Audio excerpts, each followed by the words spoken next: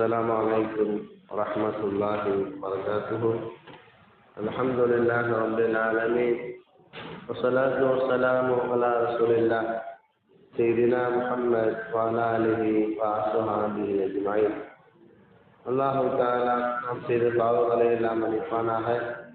நோயற்ற நீண்ட ஆயுளை, குறைவற்ற செல்வத்தை தந்து அவனுக்கு பொருத்தமான வாழ்வை நாம் வாழ்வதற்கு அல்லாஹு தஆலா தௌஃபீக் செய்வானாக.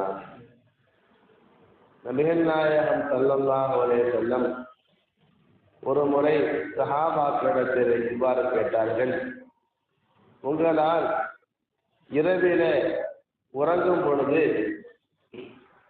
குர்ஆனிலே மூன்றில் ஒரு பகுதியை ஓத முடியுமா? இரவிலே உறங்கும் வேளையிலே குர்ஆனிலே மூன்றில் ஒரு பகுதியை உங்களால் ஓத முடியுமா என்று கேட்டாங்க. குர்ஆன் மட்டும் எத்தனை ஜுஸுங்க? 30 ஜுஸ். மூன்றில் ஒரு பகுதி எத்தனை ஜுஸ்? 10 ஜுஸ். உங்களால் இரவிலே குர்ஆனிலே 10 ஜுஸுக்களை ஓதிவிட்டு படுக்க முடியுமா என்பதாக ஸல்லல்லாஹு அலைஹி வஸல்லம் சஹாபாக்களை கேட்டாங்க.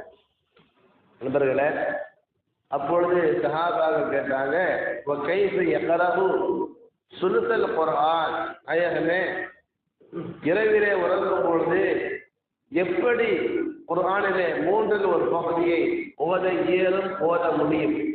ஏன்னு சொன்னா, ஒரு ஜுஸு ஓதுவதற்கு அரை மணி நேரம் என்று வைத்துக் கொண்டால் 10 ஜுஸுக்களை ஓதுவதற்கு 5 மணி நேரங்கள் தேவைப்படுமே. குர்ஆனில 10 ஜுஸுக்களை ஓதிவிட்டு இரவிலே உறங்குவதாக இருந்தால் உறங்கவே முடியாது நாயகமே, அது எப்படி ஓத முடியும் என்று ஆச்சரியத்தோடு கேட்ட பொழுது நபிகள் நாயகம் ஸல்லல்லாஹு அலைஹி வஸல்லம் சொன்னார்கள், அது ஒன்றும் முடியாத காரியம் அல்ல. நீங்கள் நினைப்பதை போல நான் குர்ஆனிலே 10 ஜுஸுக்களை ஓத சொல்லவில்லை.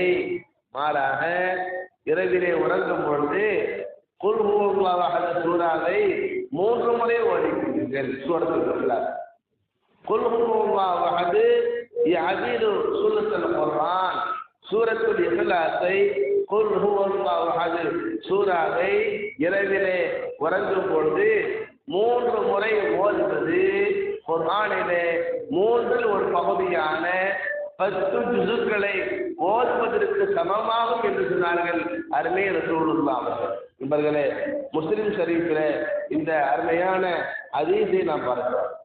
இரவிலே உறங்கும் பொழுது நபியினுடைய ஒரு வளமை, நபியினுடைய ஒரு பழக்கம் என்னவென்றால், ரசூலுல்லாஹ் இரவிலே உறங்கும் நேரத்தில் 2 கைகளையும் சேர்த்து வைத்துக் கொள்வார்கள். துவா கேட்பதே போல 2 கைகளையும் நாயகம் சேர்த்து வைத்துக் கொண்டு குல் ஹுவல்லாஹு சூரா ஓதுவாங்க. குலாவது பரப்பில் பிளக் சூரா ஓதுவாங்க, குலாவது பரப்பில் சூரா ஓதுவாங்க. ஒவ்வொரு முறையும் 3 முறை ஓதுவாங்க. ரசூலுல்லாஹ் முதல்ல ஒரு முறை ஓதுவாங்க. முதல்ல இந்த 3 சூறாக்களையும் ஒவ்வொரு முறை ஓதி கையில ஊதுவாங்க. சூரத்துல் இக்லாஸ் ஒரு முறை, குலாவது பரப்பில் பிளக் ஒரு முறை, குலாவது பரப்பில் நாஸ் ஒரு முறை ஓதி கையில ஊதி ரசூலுல்லாஹ் என்ன செய்வாங்க அப்படின்னு கேட்டா, நபிகள் நாயகம் ஸல்லல்லாஹு அலைஹி வஸல்லம் சும்மா யம்ஸஹு பிகுமா, 2 கைகளை தடவி கொள்வார்கள். மஸ்தஸா மின் ஜஸதிஹி, உடம்புல எந்த அளவுக்கு முடியுமோ அந்த அளவுக்கு ரசூலுல்லாஹ் தடவுவாங்க. யபதஹு பிகுமா அலா ரஸிஹி வ வஜிஹி, முதல்ல எங்க தடவ ஆரம்பிப்பாங்கன்னு சொன்னா தலையில தடவ ஆரம்பிப்பாங்க, அதற்கு பிறகு முகத்துல தடவுவாங்க, அதற்கு பிறகு உடம்புல எவ்வளவு தூரம் கை போகுமோ அவ்வளவு தூரம் பெருமானார் இந்த சூறாக்களை ஓதி உடம்பிலே தடவி கொள்வார்கள். நல்லா புரிந்து கொள்ளுங்க. முதல்ல ஒவ்வொரு சூறாவையும் ஒரு முறை ஓதணும் தடவணும். 2வது ஓதணும் 3 தடவை. ஆமா, முதல்ல ஓதணும், கையில ஊதணும், தடவணும். 2வது ஊதணும் தடவணும். 3வது ஊதணும் தடவணும்.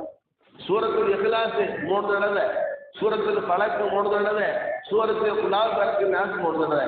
இப்படி நம்ம ஓதி தடவிட்டு நாம இரவிலே உறங்கும் பொழுது அன்று இரவு முழுக்க எந்த ஆபத்து வராமல் அல்லாஹ் நம்மை பாதுகாக்கிறான். அது மட்டுமல்ல, அன்றைக்கு பகல் வேளையிலே யாராவது நம்மை பார்த்து நம்மை பார்த்தோ, நம்முடைய செல்வாக்கை பார்த்தோ, நம்முடைய செல்வத்தை பார்த்தோ, ஏதோ ஒரு வகையிலே நம் மீது யாராவது கண்திஷ்டி போட்டிருந்தால் அந்த கண்திஷ்டியினுடைய பாதிப்பை விட்டும் அல்லாஹ் தஆலா பாதுகாக்க. யாராவது நம்ம மேல பொறாமப்பட்டிருந்தா அதனோட தீங்கை விட்டு அல்லாஹ் தஆலா பாதுகாக்க. யாராவது செய்வனையோ சூனியமோ வச்சிருந்தா அது பழித்து விடாமல் அல்லாஹ் தஆலா பாதுகாத்து விடுகிறார்.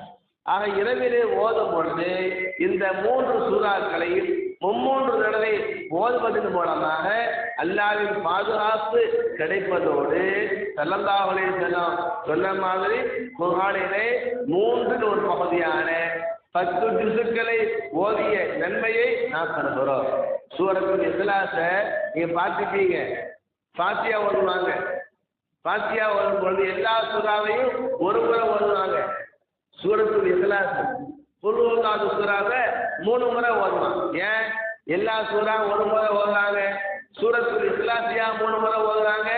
சூரத்துல் இக்லாஸை 3 முறை ஓதுவது சுப்ஹானல்லாஹ் அன்பர்களே, அது குர்ஆன் ஓதுவதற்கு சமமாக இருக்கிறது.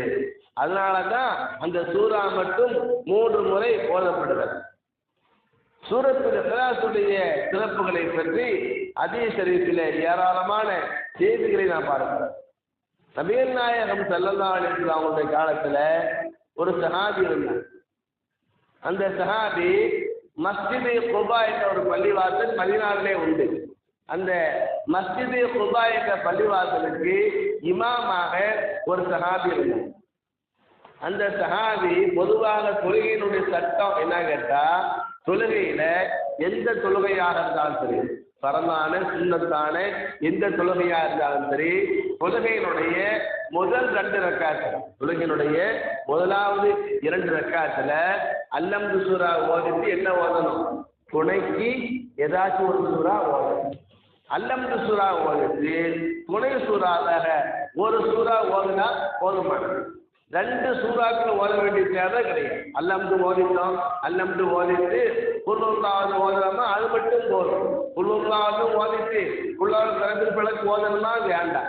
ஆக தொழுகையில முதல் 2 ரக்காத்துல அல்லம்து சூறாவோட சேர்த்து ஒரு துணை சூறா ஓதுனா போதும். இதுதான் சட்டம். ஆனா இந்த சஹாபி என்ன செஞ்சாரு அப்படின்னு கேட்டா, மஸ்ஜித் குபா பள்ளிவாசல்ல மக்களுக்கு தொலை வைக்கக்கூடிய இமாமாக இருந்தார். அவர் செய்வது கொஞ்சம் வித்தியாசமாக இருந்தது. என்ன செய்வார் அப்படின்னு கேட்டா, ஒவ்வொரு ரக்காத்தையும் முதல் 2 ரக்காத்துல அல்லம்து சூரா ஓதுவார். அல்லம்து சூரா ஓதிட்டு முதலாவதாக குல் ஹுவல்லாஹு சூரா ஓதுவார். அதை ஓதிட்டு அத்தோடு அவர் நிறுத்த மாட்டார், முடிக்க மாட்டார். சூரத்துல் இக்லாஸை ஓதிவிட்டு துணையாக இன்னொரு சூறாவாக 2வது ஒரு சூறா ஓதுவார். ஒரு சூறா ஓதுனா போதுதானே? சூரத்துல் இக்லாஸ் ஓதுனா அது மட்டும் ஓதணும், அல்லது அதை விட்டுட்டு இன்னொரு சூறா ஓதணும். அவர் அல்லம்து ஓதுவாரு. ஒவ்வொரு ரக்காத்துலையும் அல்லம்து ஓதிட்டு சூரத்துல் இக்லாஸை முதல்ல ஓதுவாரு. சூரத்துல் இக்லாஸை ஓதிவிட்டு அத்தோடு நிறுத்தி கொள்ளாமல் இன்னொரு 2வதாக இன்னொரு சூறாவையும் சேர்த்து ஓதுவார். இது அந்த ஜமாத்து மக்களுக்கு, அந்த ஜமாத்தார்களுக்கு, அந்த பகுதி மக்களுக்கு அவர் இவ்வாறு தொலை வைத்தது புதுசாகவும் வித்தியாசமாகவும் இருந்தது. ஏன்னு சொன்னா ரசூலுல்லாஹ் கூட அப்படி என்ன செய்ய மாட்டாங்க, தொலை வைக்க மாட்டாங்க. அல்லம்து ஓதுவாங்க, துணைக்கு ஒரு சூறா ஓதுவாங்க, 2 சூறா ஓத மாட்டாங்க. இப்படி துணை சூறாவாக 2 சூறாக்கள் ஓதி தொலை வைக்கிற பழக்கம் எந்த பள்ளிவாசலையும் இல்லை என்ற காரணத்தினால நம்ம இமாம மட்டும் இப்படி ஓதுறாருன்னு சொல்லி அவங்க எல்லாம் ஆச்சரியப்பட்டு அவரை கூப்பிட்டு சொன்னாங்க. என்ன சொன்னாங்க? இந்த பாருங்க, இப்படிலாம் செய்யாதீங்க. ஒன்று அல்லம்து சூறாவுக்கு பிறகு சூரத்துல் இக்லாஸ் ஓதுனா அதை மட்டும் ஓதுங்க, இன்னொரு சூறா ஓதாதீங்க. இன்னொரு சூறா ஓதுவதாக நீங்க முடிவு செஞ்சா அந்த இன்னொரு சூறா மட்டும் ஓதுங்க. எதை ஓதாதீங்க? சூரத்துல் இக்லாஸ ஓதாதீங்க. ஒன்று சூரத்துல் இக்லாஸ் மட்டும், அல்லது இன்னொரு சூறா ஓதிட்டு சூரத்துல் இக்லாஸ விட்டுடுங்க. இப்படி 2 சூறா ஓதக்கூடாது என்பதாக ஜமாத்துக்காரங்கள்லாம் சொன்னாங்க. ஆனா அந்த சாதி உறுதியா சொல்லிட்டாரு, மா அன பிசாரிக்குமா, நான் சூரத்துல் இக்லாஸ் ஓதுவதை விட மாட்டேன். சூரத்துல் இக்லாஸும் ஓதுவேன், துணைக்கு இன்னொரு சூறாவும் ஓதத்தான் செய்வேன். எந்த சூறாவை துணை சூறாவாக ஓதினாலும் சூரத்துல் இக்லாஸ் ஓதிட்டு தான் இன்னொரு சூறாவை ஓதுவேனே தவிர சூரத்துல் இக்லாஸை குல் ஹுவல்லாஹ் சூறாவை விட மாட்டேன். இங்க ரொம்ப வற்புறுத்துனா இன் அஹபப்தும் அன் அவும்மக்கும் பிதாலிக, நீங்க விரும்பினா இப்படி தொலை வைக்கிறேன். நீங்க விரும்பினா இன் அஹபப்தும் அன் அவும்மக்கும் பிதாலிக ஃபஅல்து, நான் தொலை வைக்க வேண்டும், நான் இமாமா இருக்க வேண்டும் என்று நீங்கள் பிரியப்பட்டா இப்படித்தான் செய்வேன், இப்படித்தான் தொலை வைப்பேன். ஒயின் கரைகட்டும், இப்படி நான் தொலை வைப்பதும் இப்படி நான் ஓதுவதும் உங்களுக்கு பிடிக்கிறேன்னு சொன்னா தரட்டும், நான் வேலையை விட்டு நான் போயிடுறேன், வேற இமாம நீங்கள் சேர்த்து கொள்வீர்கள். அவ்வளவு உறுதியாக இந்த சஹாபி இருந்தது. வேலையை விட்டாலும் விடுவேனை தவிர எதை விட மாட்டேன், சூரத்துல் இக்லாஸ் ஓதுவதை விட மாட்டேன் என்று அந்த சஹாபி சொன்னார். ஆனால் அந்த மக்களுக்கு ரொம்ப ஆச்சரியமா இருக்கு. அந்த மக்களும் அந்த இமாமை விடுறதுக்கு தயார். ஏன் தயார் இல்லைன்னு சொன்னா அவருடைய கிராத்து நல்லா இருக்கு, அவருடைய சவுண்டு நல்லா இருக்கு. கிராத்தும் சவுண்டும் பத்தாது, நல்ல குணம், நல்ல குணம், நல்ல இறையற்றமுடைய ஒரு சஹாபியாக அந்த சஹாபி இருந்தார். எல்லா திறமையும் அவர்கிட்ட இருந்துச்சு. அதனால அந்த இமாம் இவ்வளவு பிடிவாதமாக பேசியும் கூட அவரை இழப்பதற்கு விடுவதற்கு அந்த மக்கள் தயாராக இல்லை. சரி, அவங்க சொல்லி கேட்காத காரணத்தினால ரசூலுல்லாஹ்ட்ட அந்த ஜமாத்தார்கள்லாம் இந்த விஷயத்தை சொன்னாங்க. சொன்ன உடனே அல்லாஹ்வுடைய நபி அந்த சஹாபியை கூப்பிட்டாங்க. கூப்பிட்டு விசாரிச்சாங்க, மா என்ன அவங்க உங்களை தடுப்பது எது? அந்த அசுஹாபுங்க, உங்க சஹாபாக்கள் உங்களுடைய தோழர்கள்லாம் சொல்ற மாதிரி உங்களுடைய மக்கள்லாம் சொல்வதை போல செய்வதை விட்டு உங்களை தடுத்தது எது? ஒமா யஹ்மிலுக அலா நுஸூமி ஆதி சூரத்தி ஃபீ குல்லி ரக்காத்தி, ஒவ்வொரு ரக்காத்திலையும் இன்னொரு சூறா ஓதினாலும் கூட சூரத்துல் இக்லாஸை ஏன் விடாம ஓதுறீங்க, என்ன காரணம் என்று கேட்டபோது அந்த சஹாபி ஒரே ஒரு பதில் தான் சொன்னார், இன்னி உஹிப்புஹா, நாயகமே சூரத்துல் இக்லாஸை நான் நேசிக்கிறேன், சூரத்துல் இக்லாஸை நான் பிரியப்படுகிறேன். சூரத்துல் இக்லாஸ் குல் ஹுவல்லாஹ் சூரா ஓதுவது எனக்கு ரொம்ப ரொம்ப பிடிக்கும் நாயகமே. எனக்கு சட்டம் தெரியத்தான் செய்யும். அல்லம்து சூறாவுக்கு பிறகு ஏதாச்சும் ஒரு சூறா ஓதுனாலே போகின்ற சட்டம் எனக்கும் தெரியும். ஆனாலும் சூரத்துல் இக்லாஸை நான் சேர்த்து ஏன் ஓதுறேன்னு கேட்டா அந்த சூறா எனக்கு ரொம்ப பிடிச்ச சூறா, ரொம்ப விருப்பமான சூறா, அந்த சூறாவை நான் நேசிக்கிறேன். சுப்ஹானல்லாஹ். உடனே ஸல்லல்லாஹு அலைஹி வஸல்லம் சொன்னாங்க, இந்த இமாமையே நீங்கள் கைது கொள்ளுங்கள், இவரை வேலையை விட்டு தூக்காதீங்க, இவரையே வைத்துக் கொள்ளுங்கள். இவர் சாதாரணமான இமாம் இல்லை, சொர்க்கத்துக்கு போற இமாம். எங்க போற இமாமுங்க? சொர்க்கத்துக்கு போற இமாம். இவர் சொர்க்கவாசியான இமாம், இவரையே வைத்துக் கொள்ளுங்கள் என்று சொன்ன ஸல்லல்லாஹு அலைஹி வஸல்லம் அந்த சஹாபிட்ட சொன்னாங்க, இதுதான் கவனிக்க வேண்டிய விஷயம். அதுஹலக்கல் ஜன்னா, நீங்க சொன்னீங்களே சூரத்துல் இக்லாஸை குல் ஹுவல்லாஹ் சூராவை நான் பிரியப்படுகிறேன் என்று சொன்னீர்களே, இந்த சூறாவின் மீது நீங்கள் கொண்ட பாசமும் பிரியமும் உங்களை சொர்க்கத்தில் கொண்டு போய் நுழைத்து விட்டது, சொர்க்கத்திலே சேர்ந்தது. நீங்க சொர்க்கம் போறதுக்கு இந்த ஒரு சூறாவை பிரியப்பட்டீர்களே, அதுவே போதும் என்று சொன்னார்கள் நபிகள் நாயகம் ஸல்லல்லாஹு அலைஹி வஸல்லம். அதனால நன்றாக புரிந்து கொள்ளுங்கள், சூரத்துல் இக்லாஸை எவ்வளவு ஓத முடியுமோ அவ்வளவு ஓதணும். ஓதுவதும் கூட பிரியப்பட்டு ஓதணும், அதான் முக்கியம். சில சபைகள்ல பாத்திய ஓதுவாங்க, பள்ளிவாசல்ல சுபூருக்கு பிறகு துவா ஓதுறது யாருக்கு துவா ஓதணும்? கபராளிகளுக்கு துவா ஓதணும். சுபூருக்கு பிறகு அசருக்கு பிறகு யாருக்கு துவா ஓதணும்? வெளிவிலேசல்ல கபராளிகளுக்கு துவா ஓதணும். பள்ளிவாசல்ல சுபூருக்கு பிறகு கபரில் அடக்கமா இருக்கக்கூடிய யார் அடங்கியிருக்கிறார்? நம்ம வாப்பா உமா, நம்முடைய பாட்டி அடங்கியிருக்கிறாங்க.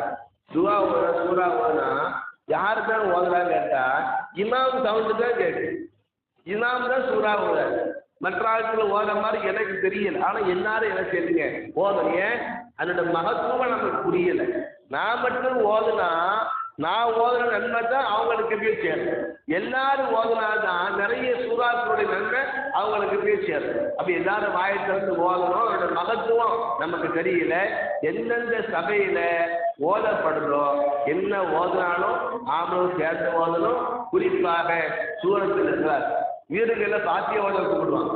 பாத்தியாவில் போனா ஓதுற அசத்து தான் ஓதுவர். மற்ற ஆளுக்கு சாம்பிராணி போடா, பத்தியை கொடுத்தா, சோத்தை எடுத்து வைக்கா, இந்த வேலையை பார்க்கறத விட கண்டிப்பா நம்மளும் சேர்ந்து என்ன செய்யுங்க ஓதனைய.